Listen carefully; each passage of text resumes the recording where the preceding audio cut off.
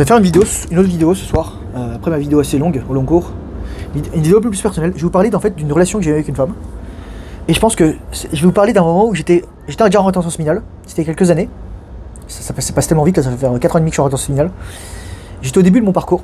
Et voilà, je vais vous parler de cette femme. Cette femme, je l'avais rencontrée via Hinge. Et en fait, on avait une date. Et en gros, moi, à un moment, je remarque un truc chez elle. Et je lui dis. Et là, la meuf, elle me regarde comme ça. Elle me dit, comment t'as fait pour faire attention à ça? Genre, j'ai vu ça. Et elle a tout de suite compris que j'étais pas comme les autres. Ok. Et elle... Oh, il y a un cloporte, il y a un isopode, c'est trop mignon. Je pense que la nana de Thérapodia, elle dit, oh, c'est trop mignon. Je sais pas si vous le voyez, il est là. Bon, il est parti. Et c'est le genre de femme, les gars. Je vais vous dire un truc. Tous les mecs sont attirés par elle. Tous les mecs sont attirés par elle. Tous les mecs sont attirés par elle. Même les gays et les homosexuels seraient attirés par elle. C'est le genre de meuf qui fait tourner toutes les têtes. Vous pouvez pas l'ignorer. Vous pouvez pas la louper. Et moi, j'ai une date avec elle. Et juste après, les gars, je vous dis, j'avais un niveau de game à l'époque. Mais je l'ai toujours en fait. En fait, je vous parlais du game dans ma précédente vidéo, mais là, j'avais un niveau de game tellement élevé que le soir même, j'étais chez elle. On n'a pas couché ensemble. En fait, on n'a jamais couché ensemble. Mais je vais vous dire jusqu'où on est allé. Et j'étais chez elle, etc.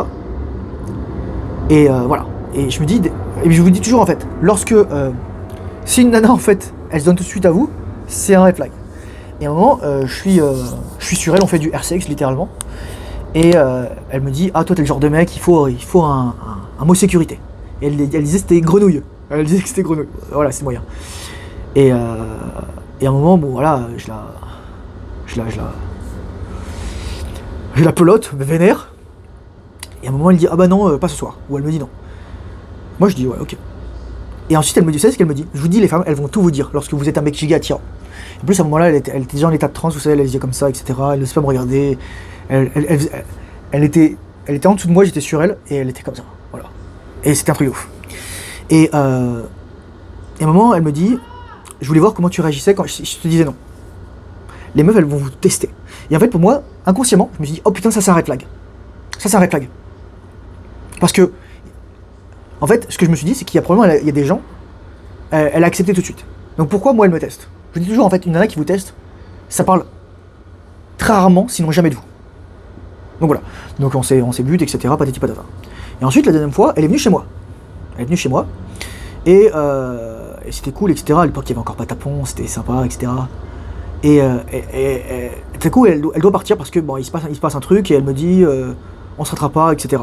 Et vraiment, il se passe un truc. Enfin, tu vois, là, je commence à me poser des questions parce que je me dis, pourquoi elle a des gens comme ça dans sa vie? Pourquoi elle a des gens comme ça dans sa vie?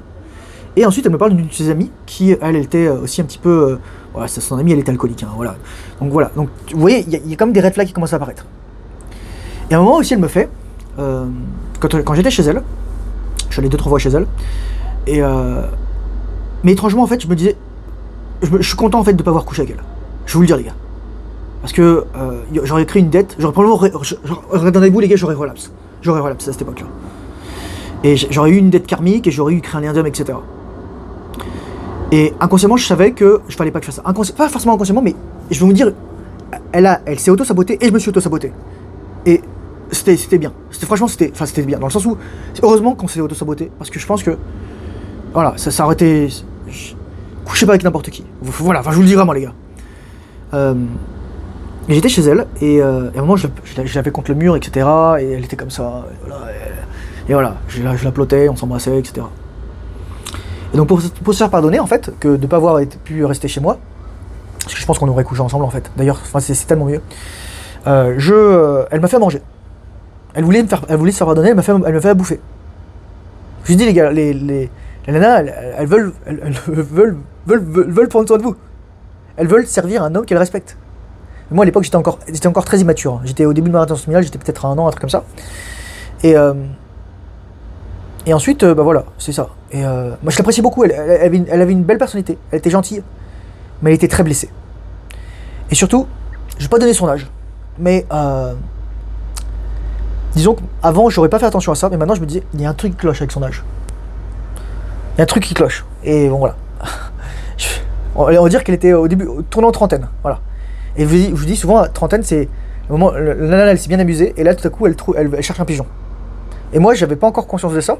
Enfin, j'avais pas forcément exploré tout à fond ça, mais je sentais. Il y a quelque chose qui sentait ça dans ma psyché. Et en fait, un jour, on devait se voir. Et ensuite, elle m'a envoyé un message, elle m'a dit Salut Thomas, désolé, les planètes ne sont pas alignées. Ou les étoiles ne sont pas alignées. Fin du message. Donc, moi, je fais quoi? Moi j'avais deux réactions. Je l'avais pris personnellement. En même temps, je me suis dit Ok, pas de soucis, je te laisse tranquille. Mais je lui ai rien écrit. En plus, c'était pendant les vacances de Noël. Donc, moi, je pars quelques jours en chalet, tout ça, etc. Je m'isole un petit peu. Et ensuite, je lui ai écrit, je lui dis, elle me dit un truc du genre Ah, mais fallait me répondre plus tôt, désolé, je préfère qu'on s'arrête là. Voilà. En fait, ce que je vous expliquais là, c'est qu'elle m'a fait un autre test. Elle m'a fait un test en gros, est-ce que j'allais la chase? Est-ce que j'allais la poursuivre? Je vous dis encore une fois, les tests, les gars, c'est des trucs comme ça. Mais je vous dis, les gars, c'était une meuf. Tous les mecs, il n'y a aucun mec qui pouvait les résister. Il n'y a aucun mec qui pouvait les résister. Et les nanas, elles veulent que tu la chase, elles veulent que tu la poursuives pour être rassurée. Elles veulent que tu fasses le extra step. Mais ça, c'est une nana inconsciente. C'est une nana inconsciente. Parce qu'elle respectera pas le mec qui va la chase. C'est ça le paradoxe. Elle veut que tu la chases, mais elle te respectera pas si tu le fais. Et donc moi j'ai fait, ok. Il y avait une nana, à l'époque j'étais pote avec une nana, qui m'avait dit ah mais tu devrais lui écrire, etc. etc. Et moi j'étais vénère en fait. Et je me suis dit non, je vais pas lui répondre, tant pis pour elle. En fait la nana, elle m'a squeeze. Mais d'un autre côté, en même temps, on s'était vu que 3-4 dates, et tout à coup, bouf, elle fait ça. Et en fait, c'est bien que ça me soit arrivé là, parce que, t'imagines si j'étais resté plus longtemps avec elle, j'aurais fait un truc qui lui aidait plus, et boum, elle me largue. Vous voyez ce que je veux dire? Et en fait, je lui ai réécrit, je l'avais dit, d'ailleurs, j'avais fait cette erreur, et je la ferai plus jamais. Je lui avais parlé de ma chaîne YouTube. Elle avait regardé mes vidéos YouTube, et à un moment, dans une vidéo, j'avais parlé d'elle. J'avais pas parlé d'elle, j'avais dit ce qu'elle m'avait dit. Enfin, grosso modo, je lui ai dit, les étoiles, elles sont pas liées. Et cette vidéo, si vous voulez savoir, je l'ai mise en privé parce que je considérais que c'était trop personnel et je voulais plus. Mais là, je vous en parle parce qu'il y a de l'eau qui a coulé sur les ponts, voilà, c'était plusieurs années plus tard. Je trouve elle regarde encore ma chaîne, je ne sais pas. Mais moi, j'ai repensé à elle récemment, et je voulais vous parler de ça. Et justement, je lui ai réécrit lorsque j'ai eu mon accident le 23 mars 2023. Le 23 mars 2023, je me suis pris une portière de voiture et j'ai eu vraiment très peur. J'ai eu vraiment très peur de claquer en fait. J'ai eu peur de mourir en fait. Et j'avais fait une vidéo à ce moment-là, je dis, j'ai fait cette vidéo, vous me voyez, je suis en canne, j'ai les cheveux un petit peu longs, j'ai un polo bleu. Et putain, mais les gars, j'ai eu les boules de ma vie, quoi. J'ai cru que j'allais claquer, vraiment. Et j'étais vraiment dans une phase de grâce. J'en avais parlé avec mon frère, etc. Et j'ai écrit à toutes les meufs avec qui j'avais été, et pour leur donner des nouvelles, pour leur dire, voilà, écoute, même si ça n'a pas continué, même si, etc., je te souhaite le meilleur, et voilà. Et elle m'a répondu, elle. Il y en a quelques autres aussi qui m'ont répondu, il y en a d'autres qui m'ont totalement ghost. Répondu, elle m'a dit ah voilà, etc. Bah écoute, voilà, patati patata. Mais ensuite elle m'a dit un message du genre oui, mais fallait pas le prendre de manière littéraire. Bon, pas, elle aurait dû dire littéral, mais voilà, son message. Mais en fait, tu voulais que je le prenne comment? Parce que c'est pas à moi d'interpréter les messages des femmes. En fait, c'est pour ça que c'était un test, son message. Parce que comment je devais l'interpréter? Je dis ok, pas de souci, etc. Patati patata.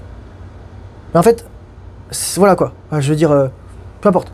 Moi, on se connaissait pas assez pour que je m'investisse à fond émotionnellement en elle. Et pourtant, elle me testait. Comme je le dis toujours, une femme qui ne vous teste pas, elle n'est pas intéressée par vous. C'est le paradoxe. C'est le paradoxe, les gars. C'est une femme qui est intéressée par un homme, elle va le tester. Mais ça, c'est parce que c'est un niveau bas de conscience. C'est encore une fois. Et moi, je lui dis ça. Je lui dis à la fin, toutes mes excuses, je te demande pardon. Adieu. Je lui dis ça. Je lui dis ça. Je lui dis ça. Je lui dis, voilà, c'est ma faute. Je prends mes responsabilités. J'aurais pas dû en parler. C'était personnel, etc. J'aurais pas dû parler de tout ça. Voilà. J'ai mélangé les genres, je ne le referai plus. Je ferai plus cette erreur. Et je vous parle de cette vidéo, je vous parle de ça dans une vidéo parce que je vous apprends les leçons en fait de moi. Je vous dis les gars, cette meuf, dire que c'était une bombe, c'est un understatement, c'est un euphémisme. Cette nana, elle pouvait avoir tous les mecs qu'elle voulait. Elle pouvait avoir tous les mecs qu'elle voulait. Et c'est ça le plus dangereux en fait, c'est que c'est dit, pourquoi je reste avec un mec qui me chase pas, si je peux avoir un mec qui me chase? Parce qu'en fait, écoutez bien ce que je vais vous dire, la leçon de tout ça. C'est qu'en fait, une nana, elle a un système nerveux très sensible. Et dès une fois que son système nerveux a été désensibilisé, elle va toujours chercher plus. Donc si une nana, elle a eu beaucoup de partenaires, notamment, ou fait beaucoup de trucs un petit peu fou, ben elle voudra toujours revivre ça. C'est pour ça que lorsqu'elle va se mettre avec, elle va settle, par exemple la nana qui a 30-35 ans, qui a bien tourné, etc., qu'elle va settle, qu'elle va se poser avec un mec qu'elle désire pas trop, mais bon, il faut qu'elle fasse des gosses, et voilà quoi, faut qu'elle ait de l'argent, elle va le tromper. Parce qu'elle veut l'excitation, elle veut la dopamine, elle veut chase, etc. Ou elle va divorcer. où elle va pas lui donner du sexe, où elle va lui mener la vie impossible. Et en fait, j'ai évité ça, les gars. J'ai évité ça. Et je le sais que je l'ai évité. Je le sais. Je le sais. Parce que c'était comme ça. Parce qu'elle m'a dit des choses, les gars, je vais pas vous dire ce qu'elle m'a dit exactement, mais elle m'a dit des choses et moi j'ai. À un moment, elle m'a dit des trucs. Ouais, non, mais tu vois, elle m'a dit, je me souviens toujours. Ouais, mais tu vois, se faire fourrer, c'est facile. Elle m'a dit ça, les gars. Et elle dit pas ça en mode. Voilà, le message derrière, c'est bah, je me suis fait fourrer, mais aucun mec s'est engagé avec moi. Et donc maintenant, bah voilà, j'arrive à la. Ma date de péremption approche, comme dans ma vidéo, la date de péremption des femmes, et il va falloir que je m'envole la chatte. Et c'est ça en fait. Donc oui, moi j'ai fait mes torts. Responsabilité, les gars, je vous dis toujours, c'est très important. Elle avait les siens. Elle avait ses traumas, j'avais les miens. Et j'ai aussi écouté mon intuition dans une certaine mesure, je me suis dit, putain, il y a la meuf qui gueule à côté. Je me suis dit, ok, là il y a quelque chose, il y a anguille sous roche. Il y a anguille sous roche. Et oh, mais c'est quoi ça? Désolé, il y avait une cendre. Et finalement, enfin, c'est. Comme je vous dis, il se passera toujours la meilleure chose possible. Mais ça m'a montré à quel point. Putain, j'étais. Ah, bordel, qu'est-ce que j'étais bon avec les femmes. Mais en fait, c'est pas que j'étais bon, je suis toujours aussi bon. En fait, je suis même meilleur. Mais si je veux une nana, je vais la voir. C'est ouf. C'est ouf. Avec le recul, je me dis, mais j'étais vraiment un killer, quoi. J'étais vraiment oufissime. J'étais trop fort, quoi. Je vous le dis, les gars. Premier soir, boum, j'arrive chez elle. J'arrive chez elle direct. J'aurais pu pousser, mais je me suis dit, là, il y a un truc qui cloche. Il y a un truc qui cloche. Il y a une perturbation dans la force. Il y avait ça. Donc, ouais. Et en fait, c'est trop lourd parce que juste après, je me suis mis avec mon ex. Enfin, je me suis mis, pas avec mon ex, je me suis mis avec une femme. Et voilà. Bon, ensuite, on s'est séparés, etc. Peu importe. Mais moi, j'apprends très vite, en fait. Vous vous rendez compte? En quelques dates, je pouvais voir la personne. Je pouvais savoir si je pourrais me projeter ou pas avec elle dedans. Et j'ai réussi à pas faire cette erreur. Peut-être qu'aussi, il y avait de la peur de l'engagement de mon côté. Il y avait le divorce de mes parents, etc. Patati patata. Et en même temps, il y avait un truc qui était pas clair. Et je me suis dit, faut faire attention. J'espère qu'elle est heureuse maintenant. J'espère qu'elle a des enfants, parce qu'elle en voulait. Parce que maintenant, bah, voilà. C'était il y a quelques années, début trentaine. Elle doit être au milieu de la trentaine, là. Et ouais, c'est ça, quoi. Je sais pas quoi vous dire d'autre. Juste vous dire... c'est pas pour jeter des fleurs, encore une fois, c'est juste me dire... putain, quand t'es en retard séminal, mais t'es... Bordel, mec. T'imagines pas le niveau des meufs que tu vas pouvoir avoir. C'est ouf. Mais tu vas pouvoir les avoir parce que, justement, tu les veux pas. Parce que tous les mecs la veulent. Mais toi, t'es là, t'es stoïque, mec, tu dis... Ouais, bah maintenant, tu me fais à manger. Non, je déconne. Et c'est ça, en fait. Et c'est trop drôle. C'est vraiment trop drôle. Mais je vous dis, les gars, c'est... Dès que tu recherches plus de la chatte, dès que tu cherches plus à baiser, dès que t'es plus esclave du vagin, etc. C'est... Tu vas trouver une femme qui va te convenir. Moi, je vous le dis, les gars, c'est... Encore une fois, je peux pas vous dire ce qui se passe dans ma vie, mais... Je fais juste confiance au plan divin pour savoir quand est-ce que je serai prêt pour avoir une femme. Et voilà. Peut-être que ce moment est proche, peut-être que ce moment est lointain. Mais je sais qu'actuellement, enfin, c'est pas... Un truc, je me soucie pas de ça. Et deuxièmement, c'est pas un problème pour moi. Je vous le dis tout de suite, les gars. J'ai pas des meufs qui jettent sur moi. Mais j'ai pas de problème avec ça. Et encore, les gars, je suis loin d'être en giga shape. Même si, après mon jeûne, là, j'ai repris du gras. Je m'entraîne quand même. Enfin, je veux dire, voilà, ce soir, j'étais à la boxe, etc. Mais ouais. Moi, c'est pour vous dire, les gars, c'est encore une fois, c'est don't chase pussy. Comme disait le mentor du professeur Jiang, il lui a dit don't chase pussy. Don't chase pussy. C'est un de ses mentors qui pouvait avoir toutes les meufs qu'il voulait, qui étaient super intelligents, super riches, etc. Don't chase pussy. Don't chase pussy. Ne cherche pas à avoir du vagin. Ne cherche pas à obtenir de la chatte. Pro. C'est dès que tu fais ce switch dans ta tête, dès que t'es honnête avec toi-même. Parce que moi, les gars, je suis honnête avec vous. J'adore niquer, j'adore baiser, j'adore donner du plaisir à une femme, j'adore avoir du plaisir. Putain, il y a des feux d'artifice. Mais en même temps, je veux pas être un putain d'animal et esclave de ça. Je vais raconter une histoire.